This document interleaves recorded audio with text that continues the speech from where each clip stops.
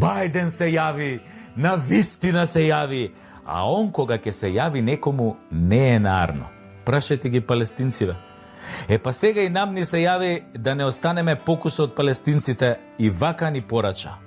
Не чепкајте тоа преспанскиот договор, кој го чепне, ко мене да ми брцнал во око, а мене кој ќе ми брцнат во око, исто ко да сте брцнале во окото на соебинетите американски држави. Оти јас сум нивниот председател. Значи, кој го рчне преспанскиот договор, одма го ставам на црната листа и за него нема влез во САД, за него нема бизнис во САД, за него нема пари од САД, ни САД, ни у будуće, што би рекле браќа Срби. А они па, овие Србиве, ептен знаат како е да си на црна листа, да ви кажам. Нив Клинтон им се јави на времето за Косово. Им рече, дајте го бе тоа Косово на нашиве измечари или ве тураме на тоа црната листа. А овие сиромашкиве Срби ко Срби, одма ги извадија тоа бицепсите да му ги покажат на Клинтон, ама нешто па многу не го импресионира, па овој ги замава со ракети и бомби со осиромашен ураниум и ги осиромаши уште толку.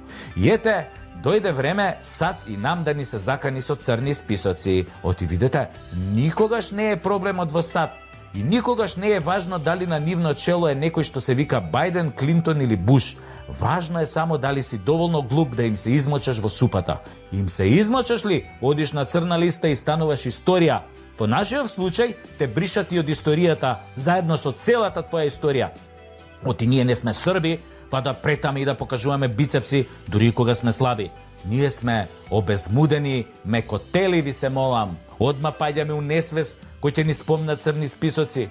Иако тој црн список на Бајден мене лично ништо не ме значи, зашто во САД до сега не сум бил, нешто не планирам ни да одам во овој живот, нели?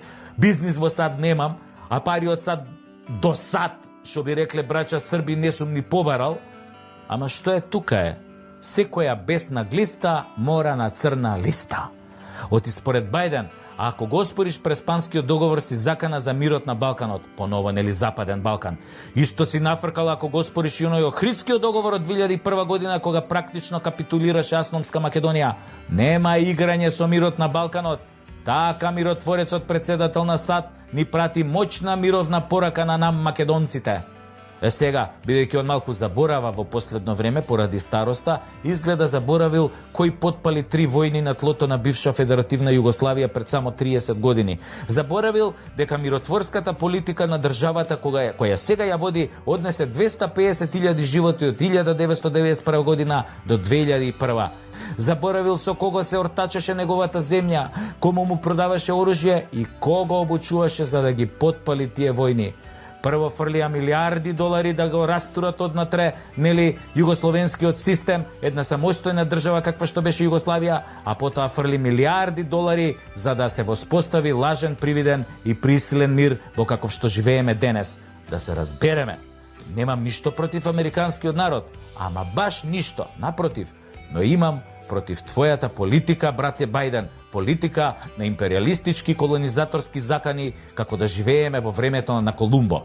Немој бе, брате Бајден, не е цивилизирано и во духот на американската демократија да му порачаш на еден мал понижен народ да седи мадро, да се однесува како нечи вазал, без да се бори да го врати своето достоинство, кое му било одземено под уцена на некој сосед и со несебична помош на државата која ја водиш, како и од петата колона, која вие, брате Бајден, ја поставивте на власт. За преспанскиот договор и оној од Охрид, кој ги спомнуваш, постојат оправдани сомнежи дека твојата земја и ги напишала, па ги даде само на подпишување, нели на домашниве вазали и квислинзи. Иако и двата договори се срамни за македонците, оној преспанскиот е галиба посрамен дури од оној Версајскиот, со кој беа понижени германците во 1918 година. Зашто по Версајскиот договор германците сепак останаа германци, ама ние по преспанскиот договор од македонци станавме северни трицртковци.